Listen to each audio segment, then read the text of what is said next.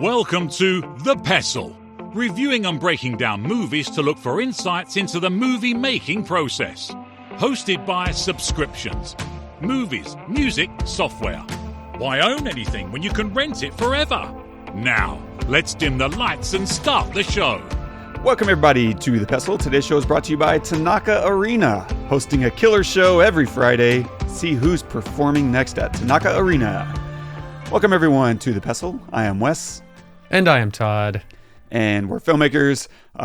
Though if anything I've learned is everything can go wrong. We were like prepping the show just now and suddenly the video started acting weird and we're like, we do this stuff for a living and we have no idea why this won't work properly. That's kind of the life of a creative, at least anyone who's working with more than pencils. Like some things just stop working. But one thing that always seems to work for some people is before you watch a movie, looking at reviews. This is one thing. It's always interesting to see what people do or don't prepare before going to see a movie. Like some of our listeners will listen to this episode having never seen a guide to recognizing your saints, and then go watch it afterwards, and it'll still be a really good experience for them.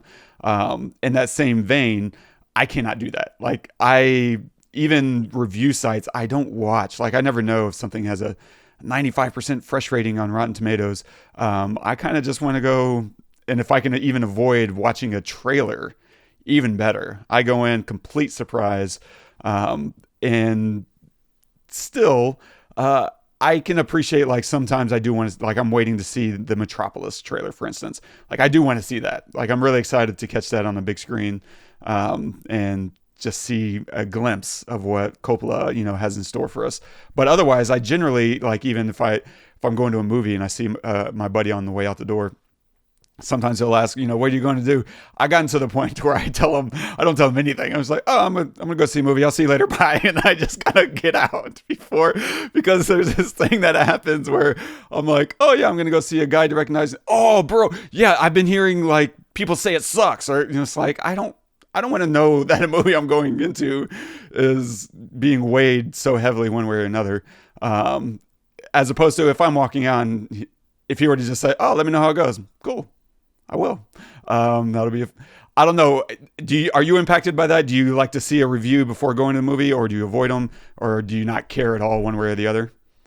It depends on the movie. For a movie like Metropolis or, Oppenheimer, at least for Oppenheimer, like I know the outcome essentially. So I just kind of want to see a little bit of what am I going to get. But when a movie there's a lot of questions around it, then I don't like to see a trailer, right?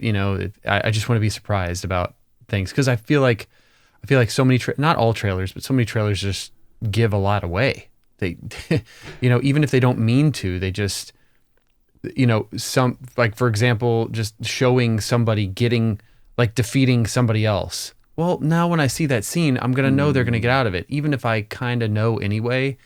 It loses all suspense.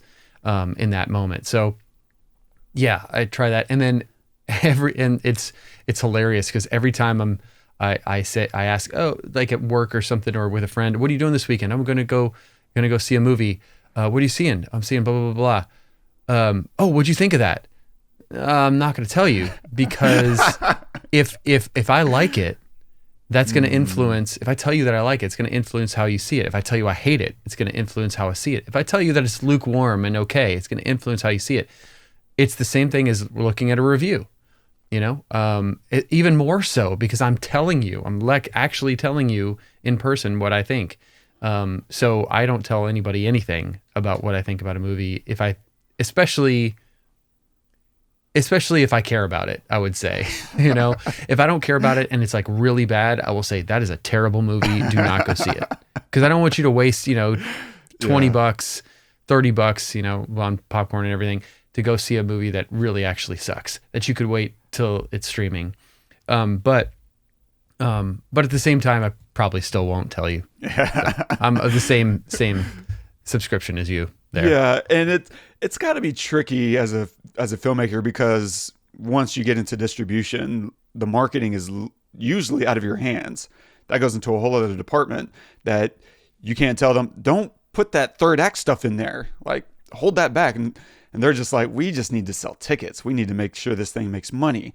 And so I wonder if as a filmmaker, there's a way to front load some really cool scenes.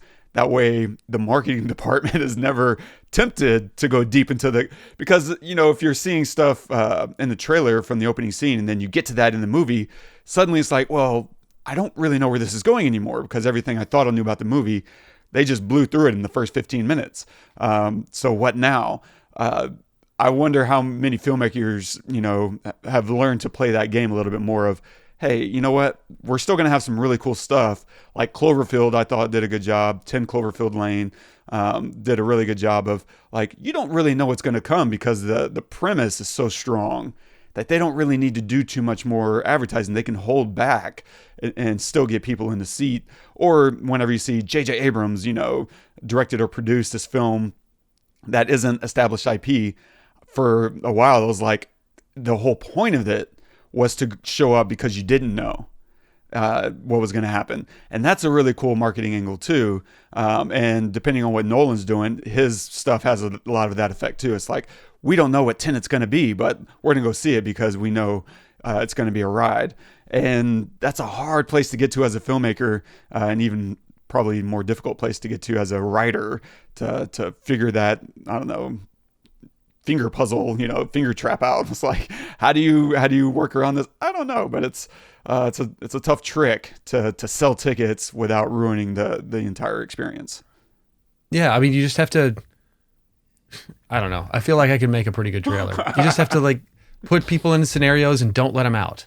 That's it, right? I mean, there's a lot more to it. I'm not trying to simplify trailers because some of the best trailers are incredible. They're films in themselves, and it is an art for sure. But the ones that do it wrong ruin everything. It's so important. It's kind of like it's almost as important, not almost. It's as important as the poster cover, right? It's got to tell you what to expect. It's got to like convey a feeling of what the movie wants you to feel. So if it's like stress, then I want to feel stressed when I look at the poster. If it's comedy, then I want to feel comedic when I if it's like lighthearted, it's super important. And it's the same thing with a trailer. I feel like if it's a cliffhanger, leave me on the edge of a cliff so that I go to the theater to see what happens, and it's funny because films they're like books in a way where the main character is probably most of the time going to survive. They're probably going to get through this thing. But I don't go to movies to wondering if the main person will survive. I go wondering how they're going to get out of scenarios. That's what keeps me going. I'm sitting there thinking, because I put myself as a viewer in that person's shoes, in that main character's shoes, and I think, what would I do?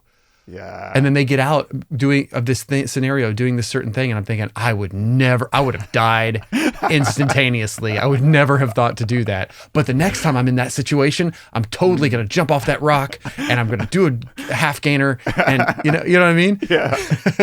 It's just yeah. It's a way to escape and do that, and so yeah. Anyway, it's so funny even just hearing you talk though about like the poster. There's so much art that goes around into supporting other art. And that's really cool. Great point. There's some people who really don't want to be directors, but they love music. And it's like, you know what? Maybe you're not a good composer or a music creator, but you have really great taste in music, and therefore your taste and your artistic, capabilities can come into play as a music supervisor. And now you can come in and help elevate the story through your choice in music and introducing music pieces to the director. The poster art is a whole other, level of art. Storyboard artists contribute to the story, even though you never really see them discussed at all. But you're aware of people storyboarding, and it's like you have this other person who's stepping in, helping tell a story. Sometimes contributing new ideas that the director may not have thought of, or enhancing it. Yeah, there's so much art that goes into every piece of creating a piece of film, and probably vice versa. There's so many filmmakers who contribute to other types of art by supporting and telling their story. Yeah, I don't know, but it's a fascinating, as Alyssa Marie was saying last week, Ouroboros, effect of cycles, and we're all kind of contributing and beginning and ending, and I don't know, it's messy, and it's kind of wonderful. I like this little silly life on this ball of dirt hurtling through space, Todd. Agreed. With that in mind, I guess, what are we covering today? There's no segue. This is the segue. The segue is the segue. That's right. Today we are covering a guide to recognizing your saints. If you haven't seen this film, please pause this episode and go watch it. We're going to be giving away a bunch of spoilers. I believe it is streaming at this time on Amazon Prime Video, and maybe one other thing. But anyway, pause this episode because we're going to spoil a bunch of stuff. For sure. We'll talk about probably a lot of stuff, but touch on some of the cinematography and directing, the camera work, continuity versus some of the performances. Of course, we'll go as deep as we can into the story and writing, discuss the saints, survivor's guilt, all kinds of that stuff, and other such stuff and things and stuff. And a quick synopsis of the film. Now an adult, Dito recalls growing up in Astoria, New York during the 1980s as his friends end up dead, on drugs, or in prison. He comes to believe he has been saved from their fates by various so-called saints. It's written and directed by Dito Montiel. Cinematography by Eric Gautier. It's featuring Robert Downey Jr. and Shia LaBeouf as Dito, Rosario Dawson and Melonie Diaz as Laurie, Channing Tatum and Eric Roberts as Antonio, Dianne Wiest, thank you. Yeah. Dianne Wiest as Flori, Dito's mom, Chazz Palminteri as Monty, Adam Scarimbolo as Guiseppe, and Martin Compston as Mike. You going to the hospital. Where's Mom? Ma! Where is she? Why don't you get out? Get out of the house. Did you love me? Ever? Go. I said go. Go. Dad, did you love me or not? Daddy, I gotta know. Come on, lie to me and tell me you did. Let me feel like the piece of shit I am. Did you love me or not? Answer me! Father always. Not a father, you!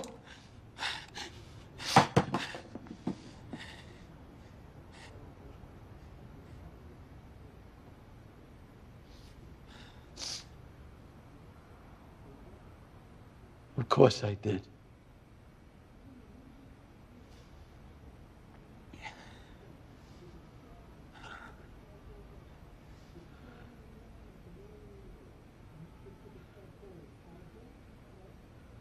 I told you I love you the last time I saw you.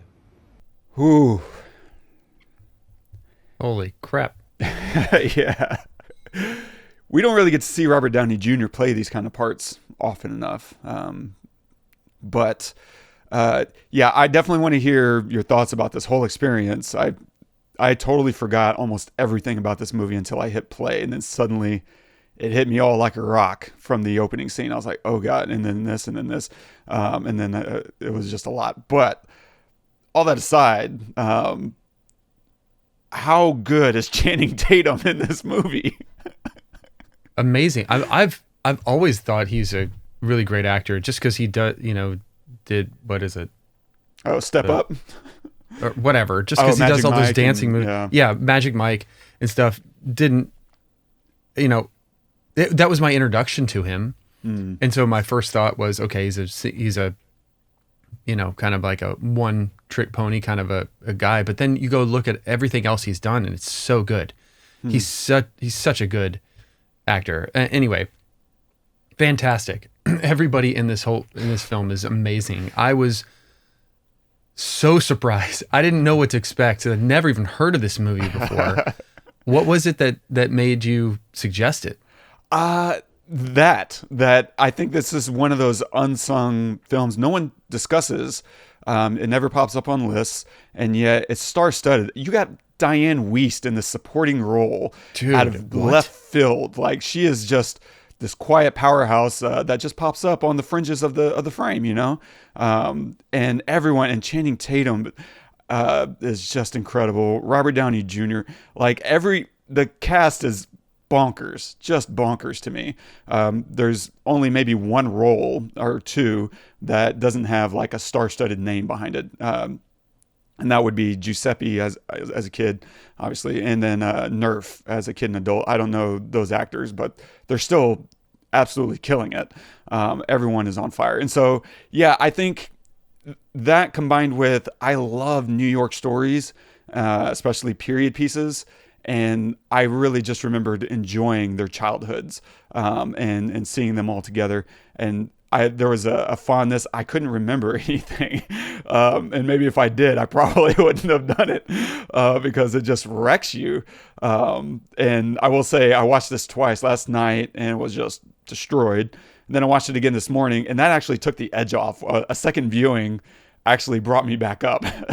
Oddly enough, that's kind of ironic, but that's how it panned out for me. But yeah, I don't have a good reason other than just not enough people have seen it, and I just and I forgot this was based on like a guy's actual life. I thought this was fiction in my head until I get into it, and I'm like, oh God, what? Okay, yeah. And so that's the spaghetti of organized thoughts that I have of why I threw this out there. Amazing. Well, is incredible. I have, and I just looked it up. The budget for this film was $2.4 million. Oh my God! To have all of those, to have that cast. Granted, this is 2006, so it was pre Iron Man. You know, pre, Channing Tatum blowing up, and I think it might have.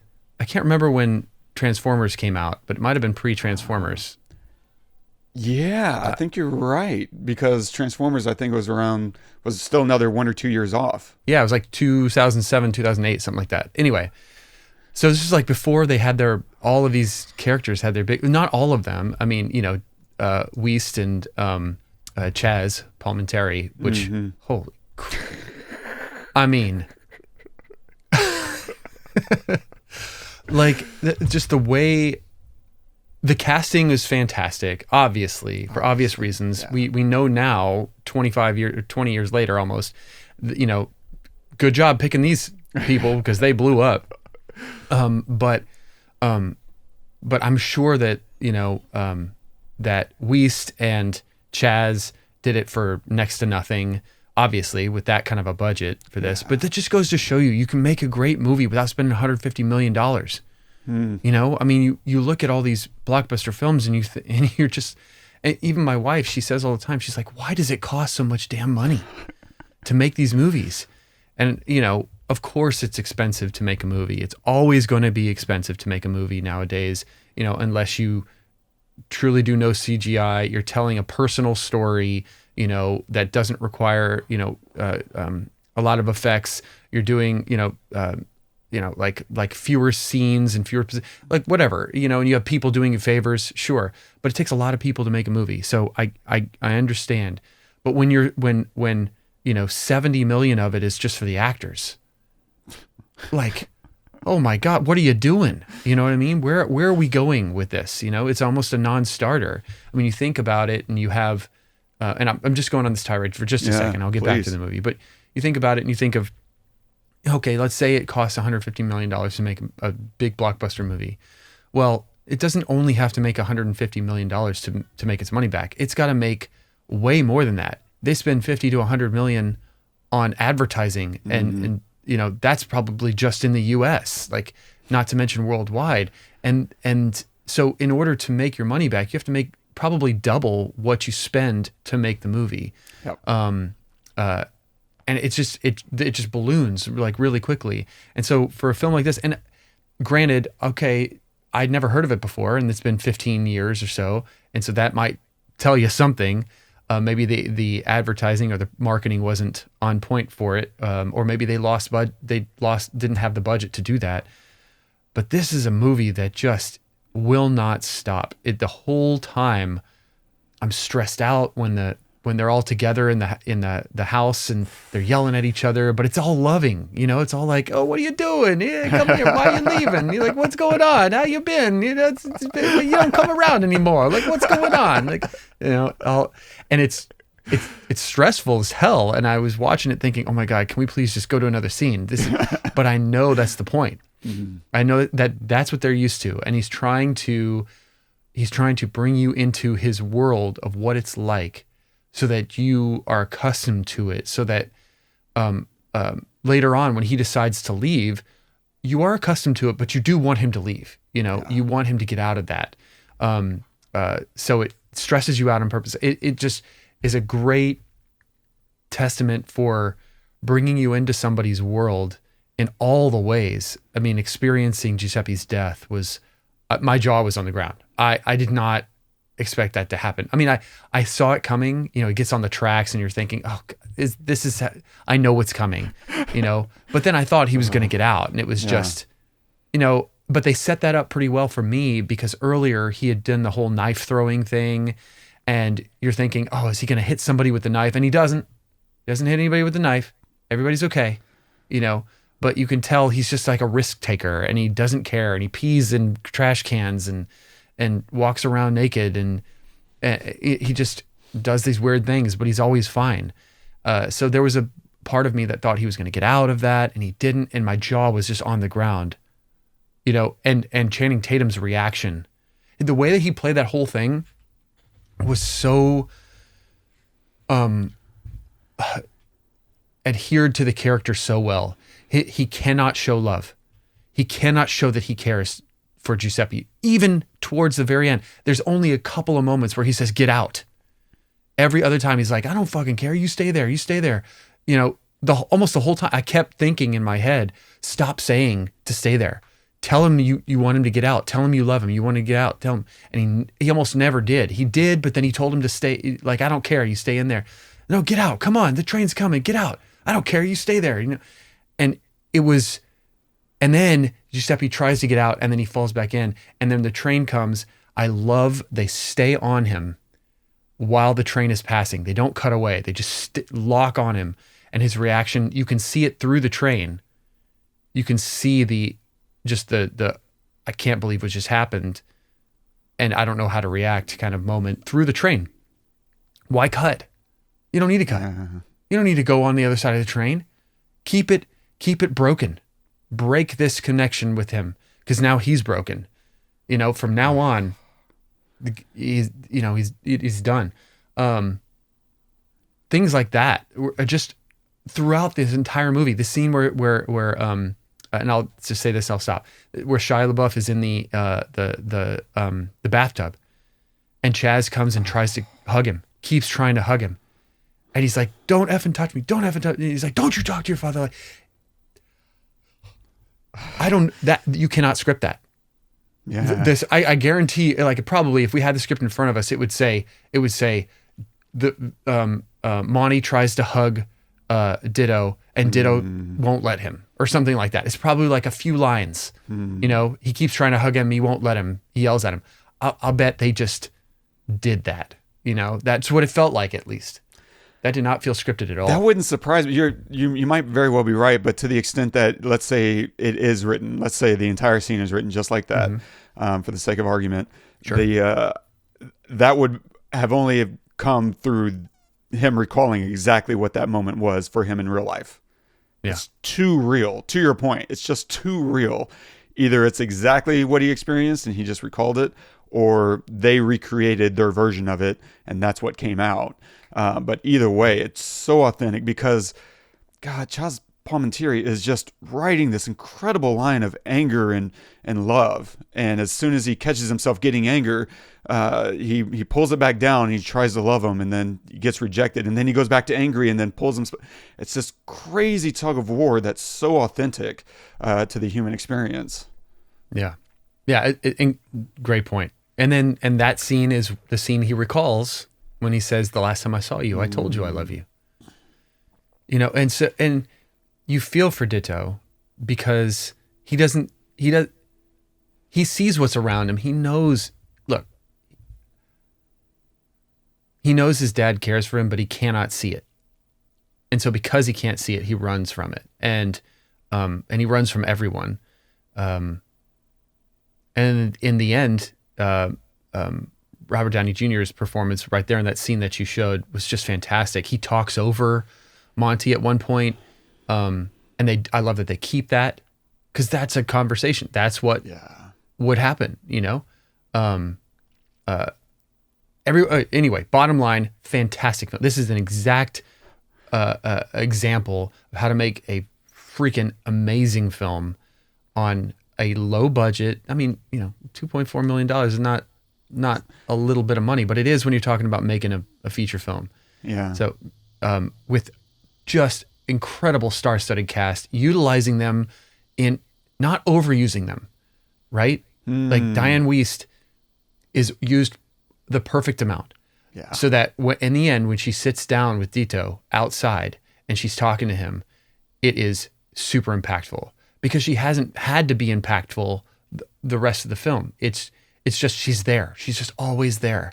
You know, even when they're talking to Monty and it's late at night, it's like 2:00 in the morning, and she's there. She's just in the other room. She's like, "How's it go? What's going on in there, dude?" She's just always there. She's ever present. And, but they don't overutilize her. It's just a great, I don't know what else the Ditto has directed, or written, if anything, but my God, he needs to do more, because this is really, really good. I think it's done so well because he experienced it and it's his life. I love that it jumps around between time. Sometimes I don't know where it's going, and there's just some moments where I'm thinking, when is that? What just happened? You know, that's like a serious jump cut. She wasn't in the window and now she is in the window, but it's the same shot. It's like, I'm confused. Okay. But I let it go because it's just, that's what memory does. Yeah. You know, it like jumps around. I think that this movie is that good because he experienced it, but I do think his awareness, his self-awareness for how to make a good movie and how to tell a good story is there. And I would be surprised if he made an attempt at another movie somewhat like this and failed. Like, maybe he did. I don't know. But my God, it's just brilliantly executed. For sure. The execution is astronomically good. And I wonder how much, because this was also part of the Sundance Labs, from what I understand. And if you don't know about Sundance Labs, so we all know about the festival, the film festival, but they also do a thing where that you come in, you have to apply, and they will read your script, or at least the first part of your script, to see what kind of vision you have for the story you want to tell. And then they kind of look through your portfolio and your resume, and they look for references just to see, is this guy ready yet, or woman? Are they ready to make a feature yet? And if they accept you, you know, and it's, I forget, whatever, 5 or 10 people, you go in for, I think it's a week long or maybe a month long workshop where you start working on your script. And then you have mentors that help you process your script and challenge you. And it's like the coolest writer's retreat in the world, right? And then I'm sure if things are going well, that those are also connections that you can make. It's like, okay, we believe in the project and it's coming along. You know, here's some producers that we have a history with. Talk to them. Maybe they can help you get financing. I don't know. But that whole process probably helps refine your story and get it down to the necessary bits. Because on the one hand, this is just you could look at this and say it's scattershot. Like, we're just jumping around to these random moments. Of course, they're not random. They are adding up to the entire story of why he left and why he's back. All of that is there.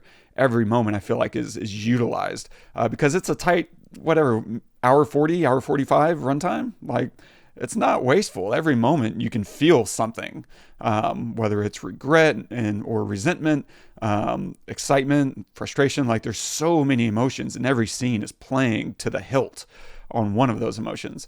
And The other thing, like to your point, like, has he come back to this kind of thing? I wonder if it was like the one bullet, he's like, I got to shoot this shot. And once I'm done, I don't want anything to do with this stuff anymore. Let me go make, films that I can just be free of my past. I don't know. But I hope he finds something else that reminds him of this to explore, at some point in the future. I looked through his filmography, and I don't remember seeing anything on this level. Fighting, I think, was the next movie he did after this with Channing Tatum. And it was okay. Like, it's not a bad movie. It's okay, and I would love to see him pull some of these same strings, not necessarily this exact same story, but there's probably other stories, even internationally, that he could tell, that, give you some of these same experiences, that he can put a finger on. The one other thing I wanted to call out was the music. I mean, the way, just you don't need much. It's so great. It just opens with like this pad, and I was listening to the first thing I remember thinking when it started was, this is something I would make. Yeah. My first thought was like, did I write that? So immediately I was like brought in, because it wasn't this giant score, or, like even it did have a motif, because they brought in like this guitar, this like really light acoustic guitar line. But it was really subdued and almost beneath the pad. The pad was louder than anything. And it really dipped a lot when Robert Downey Jr. started speaking, when Dito started speaking at the beginning. So it was just only there to support, and then throughout it would come back and stuff. But the music was just beautiful, and you could tell that somebody, I would imagine, I don't know, but it sounds like somebody scored it for this film. Like, here's a piece here for this, and here's a piece for this, and whatever. I don't think that they went out and just like sourced existing material. It seems like somebody actually like wrote this, and I don't know who the score, the person was, but wow, it was just beautifully executed to support, and it just goes to show you don't need a lot for a great story. You just need to put people in a position where they believe that it's real. We just have to believe it's real. That's it. Even if it's in space, I just need to believe that what I'm saying to you is real right now, and what you're saying to me is real. If the camera is on me, like, that's all. It's all about this people interaction, and the acting is so good in this movie that no matter what they say, just sitting there in silence, I fully believe that I'm there. I fully believe that this happened. It's just masterful. And so anyway, the music is so good. So good. And they do a great job of, like, there's one point in the film after I think Dito gets beat up with a bat where they mix the dialogue under the music. Yes. It was so genius, because you're kind of having to lean forward, but there's also this kind of detachment that's happening because of how low the dialogue is mixed, and this ethereal pad, music is just hovering above it all. And it's so wonderful because it gives space for later in the scene when we start cutting into black. Like, we're having these weird jump cuts as Monty starts having another grand mal seizure.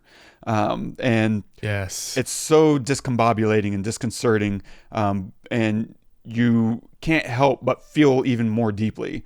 And it just brings out all the emotion in the scene, because it's not about what they're saying. It's about how everyone is feeling, specifically, Dito. And I love that, because a lot of this film doesn't seem at all concerned with like continuity. It's all about the emotional experience that he's going through. And so we jump around, scenes as it feels right emotionally, not for what cuts the cleanest. Like that scene whenever he's first time he goes back to see his dad, and he's leaning against the door. We cut to his dad and then cut back, and suddenly he's on the other side of the room.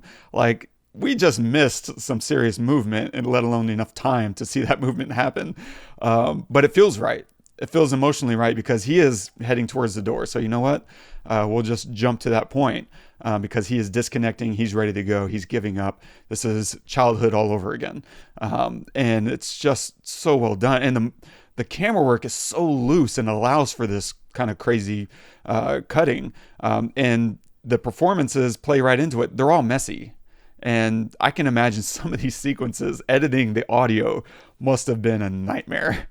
Like, oh, yeah. Where do we pick up the audio between cuts? Because I'm sure they're like those J cuts are coming, or probably L cuts, where you're looping in dialogue from another cut, even though you're looking at someone else and you're finding when can we cut out the last, bit of dialogue so that we can move into this current cut. The chaos of it works, along with, I'm sure, just outstanding editing. I hope someone got nominated for something in post because it was just unbelievably beautiful. And the camera work also allows, allows us to sit, because you're right. There are so many moments too, especially in adulthood, where we just kind of sit. The camera work isn't all that active because he's calmed down. Life is different. And like the conversation, it's such a funny and sad and beautiful moment when he gets picked up by Nerf at the airport and they go to his house. And he's like, yeah, I'm still living with my mom. I don't got to pay rent. She cooks, it's free food. And he's, Ditto starts to get out of the car. He's like, no, let's just sit here for a moment. And it's kind of an awkward thing to do as adults, to just sit in the car. But he's just like, okay, yeah, what's going on? And Nerf is acting like he's a normal person when he's clearly, not the same person he was. But Ditto is also not forcing that conversation. He's just kind of trying to accept him. But it's just beautiful editing because there's this clean cut. The shot on Nerf, his close up, is clean and it's uncomfortably close. And it's really giving us the perspective of Ditto, right? And when we reverse angle, where we have this dirty, it's a wide single or double on Ditto, where we can see Nerf on the edge of the frame talking and emoting. But our attention is 100% on Ditto as he's studying and reacting and processing all this, right? He's looking at Nerf really hardcore, just studying him. And I think he's just looking at his alternate life. If he had stayed, this is what I become, where he could have ended up if he didn't make the choices he made. And the story, I think, is this really complicated, beautiful heartbreak, because it's a survivor's guilt. It's funny that you mentioned that in the opening, but that's what I feel like this whole story is. It's a survivor's guilt where he's in this poisonous environment through and through. And yet he's revisiting it in his adulthood, and he's making saints out of all these demons. Like, I really believe he's looking at all these people as if they're saints. And, I think objectively, if we're watching this as viewers and saying, like, there are no saints, the whole environment is toxic. You have to get out. I think this is emblematic in the story of Giuseppe. Giuseppe's standing on the tracks, and he's begging to be cared about by his family. And he just refuses. He's trying to demonstrate that he loves them without ever actually having to commit to saying it and being vulnerable to it. And so what does he want? I want you to get out. What are you doing? Stop being stupid. And he's insulting him to try to save his life. Like, he's just yelling down at him. That's a version of love, I guess. Like, in Antonio's mind, this is love. I'm trying to love you by saving your life. But he's not giving Giuseppe the one thing that Giuseppe is literally asking for, and it costs him his life. And I think that's when what Ditto was experiencing. He's looking for a version of love that no one around him is going to give him, and therefore he can either stay there and get run over, or he can get out and save himself. And that's why he had to get out. But the environment, I mean, people throughout the opening of the film, people are just showing up bloody. Like, Antonio just constantly has fresh cuts, and we learn that's his dad. at the same time, you see he's also just crazy. Those could be coming from anywhere, from anything. And of course, he's passing down that same version of love to his little brother. But Nerf has a wound on his head throughout most of the movie as a kid. It's like, where did he get that? We have no idea. Absolutely no clue. It's just, this is the environment that they're growing up. There are no saints here. I mean, even at the beginning when we meet everyone, it's so funny. And I really, applaud Dito for telling the story the way he did, because he doesn't hide any of it. It would be easy to make your friends out to be better people than they were. Like the first time we meet Nerf, right? And even Antonio, and they just kind of rail on this Puerto Rican dude who's frustrated. He like shoves Dito out of the way because he bumps into him, and then they just steal his radio and rough him up. Like, this is kind of the community. This is what everyone is doing. And then immediately walk down the street, and Nerf is like, "Yo, I wrote Bruce Lee up there." He's like, "What are you, an idiot?" He's like, "Yo," like, and that's kind of his whole response. Like, "I got nothing." Like, and then immediately turns around and says, "Oh, that's effed up. Someone wrote some stuff on your house." And then someone else had graffitied on his house. And now this is wrong. Like, what we did, it's dumb, but it's not wrong. This is wrong. This is effed up. Like, everyone is kind of doing the same stuff to each other and pretending that they're the good guys. And there are no good guys. It's just people. They're all casually racist, and I really I don't know how appreciate, casually.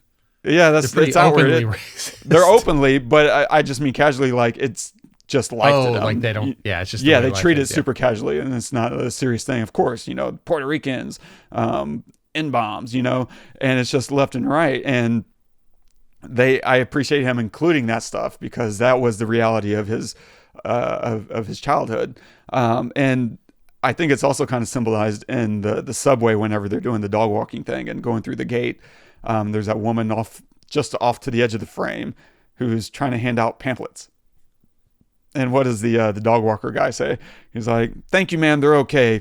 And he turns to Mike and Ditto, and he's like, "Those things all end up with you in hell anyway, trust me."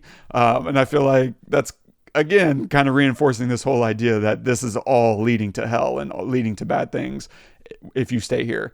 And it opens that way. We're constantly anticipating violence and mixing up how everything unfolds. The memory aspect that you were talking about. I mean, the very opening has adult Ditto telling us and letting us know, hey, a lot of kids are about to die. Giuseppe, there's that other kid, and then that leads to that other kid dying. And he's running out of names to label everyone, right? It's just like, and that kid, like, people were just dying and going to jail. And when talking to and I love the tone of this movie is so wonderful. I absolutely love it. When talking to the little Puerto Rican kid, when they're hunting for who did the graffiti or whatever, we jump forward in the scene, right? We're pulling up. They find Nerf has this car, and they're like, "Oh, let's go. We're gonna run this errand real quick."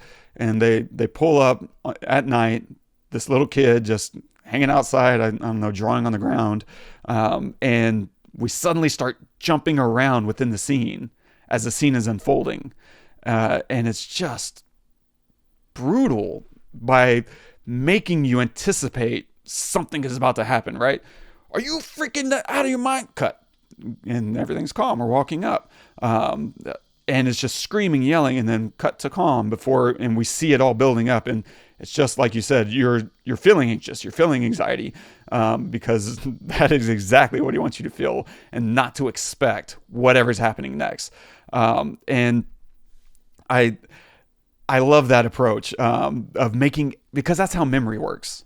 You mix up everything, like the way he intercuts the subdued voiceover performances with the scene itself. Like whenever he meets Mike on the train, and we're listening to him say the lines in this very low key tone, right?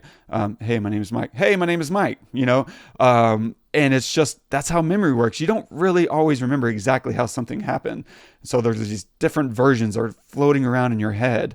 And it's constantly reinforcing this memory-like quality throughout the film. Even there's this quick flash whenever he's walking up or climbing up the fire escape to talk to Laurie as a kid, right? And she's sitting in the windowsill, and we see her, and then there's this film burn that happens when you're shooting film and you cut, the film slows down in the gate, which means it's spending more and more time being exposed to the sun until the film stops, and whatever is sitting there in front of in the gate, it's overexposed. It gets blown out, And so it always takes a heartbeat for film to go from, 0 to 24 frames per second. It doesn't just instantly go from 0 to 24 the way video does. It warms up for a half a beat and it slows down for half a beat. That's why if you ever listen to people, call action, like roll camera speeds. It's letting you know we've gotten up to the speed. Oh my God. I did not know that. Yeah. Wow. Okay. Sorry. Just blew my mind a second. Keep going, please. And that's why you say, roll sounds rolling, and there's no speed to catch up to there. It's just, it's rolling or it's not. And film, there's usually a little meter that lets you know, or a light that goes off that says from green to red or something like that lets you know, yeah, film's up to speed now. We can roll without worrying about sound sync. And so they use that little effect of I assume it was a cut. They cut with her in the windowsill and use that little flash within the film because it plays into the memory-like quality that he's going for. Whereas you hardly ever see that. I can probably count in one hand the number of times I've seen that kind of thing used within a film because you cut around that stuff normally. But it's just beautiful little ethereal qualities of what it felt like, to remember these things. And no, the thing with this environment is nobody is listening to each other. Like Laurie is absolutely right. She tells that to Monty. You're not even listening to him. Now she's doing a dangerous thing of injecting yourself into someone's family. Danger, danger, danger. Like at your own risk, right? But she's right. No one does listen to each other. Nobody, right? Even when they're talking about her, when they're talking about Laurie, she's a swimmer.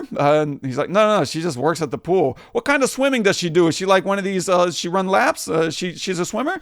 And he's like, no, it doesn't matter. Like, no one's listening, right? Mike is introducing himself, and the teacher's introducing him to the class. And like, Mike is from Ireland.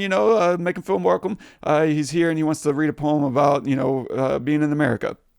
And the first thing Mike says, he's like, yeah, Mike, from Scotland. And then later on, Dito is talking about his new friend, Mike. And he's like, yeah, he's from Ireland. No one is actually listening, Dito included, and it's just a frustrating place to live because even as Dito's trying to make plans and he wants to go see other places, Monty's over here. You don't need to do that. Like, oh, you want to go see everywhere in the world is here. You want to go see Puerto Rico? They're all uptown. You want to go to Italy? You can go to Little Italy. You can see everything in the world right here in our little town. And everyone's afraid of being left behind. No one wants to see you do your best life because they're afraid of being forgotten, not having you around. Like, it's this very interesting, strange way of living. Like, there's some things in this movie I really relate to. I mean, the chaos for sure. But in my little tiny town, everyone was talking about leaving. And that was kind of the bummer, is to see people who didn't leave that wanted to leave. Now, if you want to stay and that's the life you want, that's awesome. That's so cool to want to continue living on the farm or doing whatever, raising a family. And that's so cool. But to have a dream of doing and being somewhere else and then going back, despite that, that's really, really rough. But here it's a little more crab-like. Everyone's trying to prevent you from going, prevent you from having bigger dreams. I mean, even when we meet Monty, the first thing that he's saying is, Antonio, where you been? He's like, what do you mean? I've been around. Like, where the hell is Antonio ever going to go? And it's like, he didn't see him for a half a day at one point, and in the past week, and suddenly it's like, where have you been? My family actually does that to me. It's like, is Wesley coming to Christmas this year? I don't know why they're suddenly on the East Coast, but and it's like, I'm at Christmas every year. Like, I'm always at, what are y'all talking about? Like, I miss one Christmas one time, and suddenly every year it's a red alert. Like, we don't know if Wes is coming home for Christmas. Like, what are y'all talking about? And Monty is learning, like, they're going to boxing. They're taking boxing classes. Golden Gloves are coming out. And he's like, you don't need to, the only thing you'll ever box is oranges. Like, he's saying it as a joke, but it's also a punch in the stomach. Like, you're telling these kids they're never going to amount to anything. Like, what kind of friend and parent is that? And so no one wants to see you leave, and yet no one will express love, right? His dad won't. He tries to demonstrate it in his own, toxic way. His buddy Antonio refuses, and he wants to fight and kill anyone who messes with him. But heaven forbid you actually say, like, I'm vulnerable, and I'm looking out for you. I care about you. Laurie, I think, is genuinely caring about Dito, of course, but she also kind of makes everything about her. Right? They're at Giuseppe's funeral, and she's like, "No, you need to talk to me now. Like, I thought you were going to call me back. Like, we're all mourning something here, and you're acting like it's about you." And same thing when they're in the house after Dito's been beaten. She's there because she cares about him. And yet she can't help but still try to make everything about her. And it sucks because I wish she would have left with Ditto as well. I think she would have been a different person too. Yeah. And when he finally returns home as an adult, nothing has changed. It's just been arrested development for the last 20 years. Like, everyone's doing the same thing. She's still in the same window. Nerf is still living at home. His dad is still on that couch. His mom is still floating around the edge of the frame. Nothing's changed. Antonio's still in jail. There's just been no sense of progress. He's the only person who's gone out and improved his lot in life. And yet he feels so guilty for doing it. And even Laurie, and she's right, but she's also wrong to condemn him for it. She's right when she says, you killed your father when you left.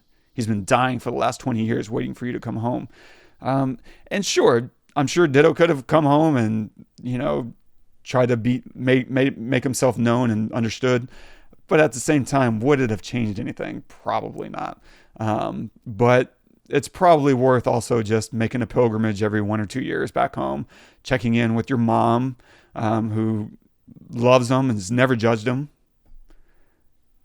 Don't abandon your mom. What are you doing? Yeah. To leave for 15 years, he's kind of a shithead. Let's be honest. Yeah.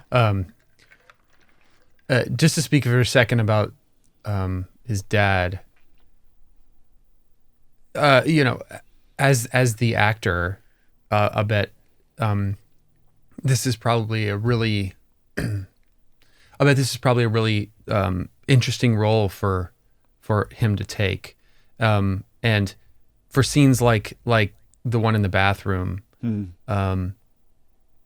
You mentioned that he can't, he shows love in his way, right? Like, and he calls that out in the scene you showed where he said, the last time I saw you, I told you I loved you.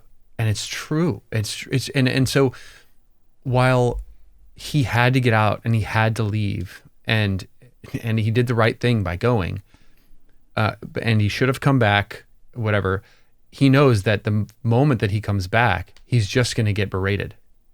And he's going to get told to leave. So basically, why would I go back every year or every other year if the moment I walk in, my dad's going to not talk to me? He's going to not tell me he loves me, which is all I want to hear. Even if I've heard it once before, hearing it once isn't enough. Like, every time I see you, if you act like you don't, then it doesn't matter that you told me one time. So why would I go back and put myself in that situation? But he gives him, throughout the film, he gives Dito just enough attention and love. Like, you can tell you can tell that he loves him. The whole movie, I can tell that he loves him. Without him saying it until that scene, the whole time. And then, so it's really strange to see him as a dad. You know, I'm sitting there watching this, and it's so painful when Dito comes back and his dad's sitting on the couch and he just won't talk to him. He just won't engage. I'm thinking, you haven't seen this kid. You haven't seen your son for 15 years, and he's back and he's standing in your living room and you won't talk to him. But in his mind, it's because he loved him. And he feels abandoned by his one son that he did love. So why would he show love now? You know, he's not separating the son from the human being. You know, he owns his son. Don't talk to me like that. I'm your father. That is a you're my son kind of comment to make, right? Yeah. Like even I'm guilty of doing it, you know, like if my kids yell at me or something and I have to stop myself. You know, I put clothes on your back, I put a roof over your head, I give you food, you know, I work hard to do that. Give me respect. But it's more about a respect thing rather than a you're my kid, you're not allowed to do that. You are a human being. You're allowed to talk to whomever you want to, however you want to. Now, the ramifications might not be what you want, but you're allowed to. And he can't separate as a person. He's probably grown up in a very hard place, in a very hard way. And he thinks he's breaking the cycle in a way, probably. I'll bet he was brought up really strictly. He was never told that he was loved, you know, kind of like what Antonio's father was probably brought up like, which is why Antonio's father, you know, couldn't break the cycle and beats him. And which is why, what's the dad's name? I forget. Monty. Monty, which is why Monty says, go see Antonio. He was not told that he was loved. He needs to, he's a good kid. I know he is. He like is trying to support everybody, but doesn't really know how to fully break the cycle. And it's heartbreaking. It really is. And I think that this movie tells that story so well, and it makes it so painful that you can't just, you know, just be okay with him being in the room. Let go of the past, please. But he just can't do it, you know? Yeah. And he never does. And it just doesn't give you that. We never get to the hospital. You know, Dito never brings him there. Wow. I don't know if he ever does, you know, but they don't share it. Also, there's a lot of stuff they don't share. Like when Antonio hits Reaper with the bat, I didn't know he was dead. I mean, yes, I saw police lights in the next shot, but in that moment where he's in the convenience store, he hits him with the bat, he falls down on the ground. I thought in my head, wow, that was really hard. And it looked like he hit him in the head. And then we cut to Dito and he's just standing there looking and thinking, what's going to happen? What's going to happen? And they just look back and forth at each other. And then we see in the next shot, we see lights, police lights. And I think, oh my God, he killed him. Oh my God. And, but even then I wasn't sure if he killed him or not. And he went to jail. We know he goes to jail. And then, when Robert Downey comes back or Dito comes back later, and I know that he's going to Rikers, I think, oh, he did kill him. It wasn't until that moment where I was 100% sure he killed him because he's still in jail 15 years later. But they don't provide you all the information. Love it. You know? Yeah. Anyway, sorry. I think that's all so spot on. And it's interesting because, you know, we read stories and hear about immigration, not just like today, which still takes a lot to uproot you and your family and move to another country. But that's the story of America at large, right? That, you know, it was built the way it is today through people leaving their homes and looking for a better life. And I think this story is kind of the modern day version of that. Like he wanted a better life for himself than he could get where he was. And even though he's not having to go build his own house, symbolically he's having to leave everything behind and start all over again. in order to build something for himself that he wasn't going to be able to have. And this is the modern day American immigration experience now. It's like choosing something else whenever it feels impossible. Otherwise, yeah, I don't know. I love it. I think there's a lot that I relate to, but there's also just a very human story at the center of all this. Especially if you peel back the layers, because Dito I think is just telling his story as honestly as he can. And I could do the same thing. You could do the same thing. And what people see will be different than what we actually experienced. That's a crazy thing to be like, you can only see your life from one vantage point. You don't have a 360 perspective of what your life actually is and the takeaways that you should have from it, because you're just too close to it all. And so we can sit here and analyze and diagnose it maybe to some extent even better than Dito himself can, because how can he ever get himself to admit maybe he's not a shitty son? In some ways, yeah, but in other ways, no. In other ways, you were an incredible son. That's a hard thing because emotionally you can't say those things about your family. You don't want to say those things, but reality it's messy and it's complicated. And I really respect this movie for allowing it to be, for not making it nice and tidy and clean. Let it be messy. I couldn't agree more. It has to be okay to leave. Yeah. I want my kids to leave. I mean, I don't want them to leave. I want them to stay in my house for their entire life. Not really. I want them to feel empowered to go see the world, to change their stars, as to quote another movie, to be whoever it is that they want to be. That might not include me. Sorry, I just had a moment. Like it's okay. That's how I did it, and I'm doing all right, and I think that is so important, to be able to allow people you love to leave so that they feel like they can come back. Yes. If you don't let them leave like this, like in this movie, he didn't feel like he could go back. And so he didn't. The person I feel worse for in this entire film is his mom. Yeah. The whole time I'm thinking, she has to be effing miserable. She's with this guy who doesn't respect her, who kind of like talks down to her a little bit. And I mean, he loves her. You can tell he does, but he just doesn't, it's not like how I talk to my wife or how you would talk to yours. It's very, just kind of like she's there. And then she has her kid who leaves and doesn't feel like he can go back to her. And then he does, and he's shunned. If I was her, I would be freaking livid. And she is. She actually leaves that one time. And you can tell with Monty, he's sitting there on the couch and he just is beside himself. He thinks this is the first moment I could tell really that he's doing his best, but cannot do enough. Yeah. Because you have Ditto standing in the doorway and he's trying to talk to him. He's trying to engage with him, but he's also broken because she just left, and he knows that he's not good for her. He's not good for him. But he's trying to interact, and then all he can do is get up and go sit on the chair and ask Ditto to turn on the TV. Like he can't say, I love you. He can't say, how are you? Like, what's going on? Tell me, talk to me, without waiting a beat and letting him respond. It just, he can't do it.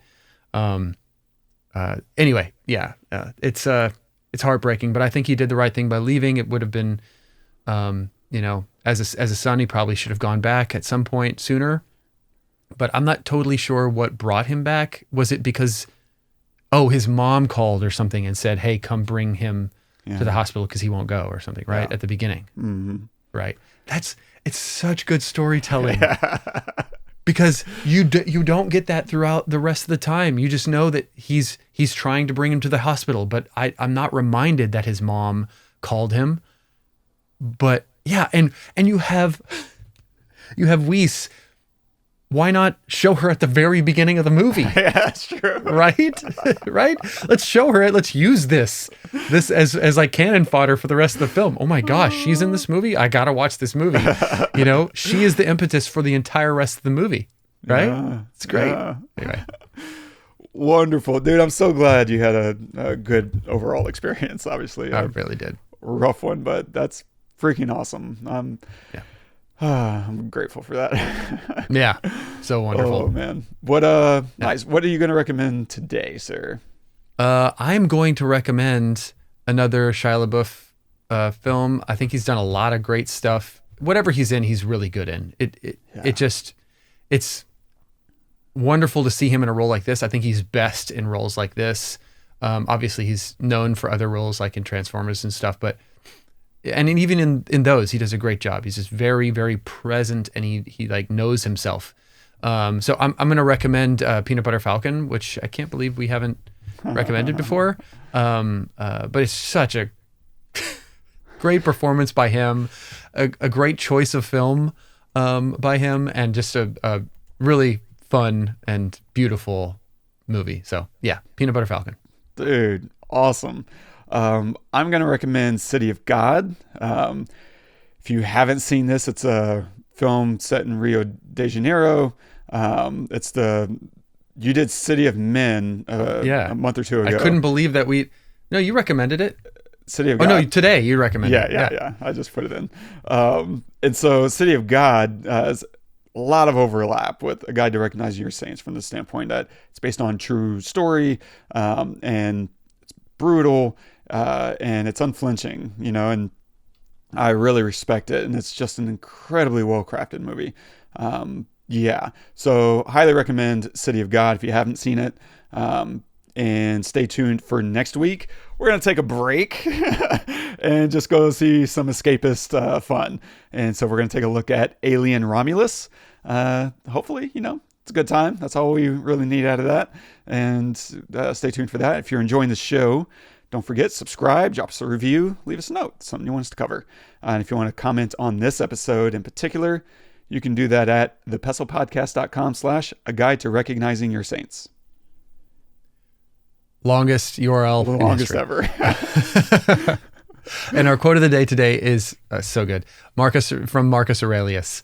It is not death that a man should fear, but he should fear never beginning to live. So on point with this film. Again, I think you have to be able to do what you need to do in order to feel like you're living your life, because you only have one. I do think that the ending of this movie is like really, what he says at the end is really beautiful too. I don't think that we mentioned that. Mm-mm. And this quote just made me think of it, where I think it was something like, I left everyone, but nobody left me. And that's so on point. It's so true. He left everyone because he needed to. He had to. He had to begin to live. He had to get out of a place where he was getting beaten up all the time. People were going to jail and dying.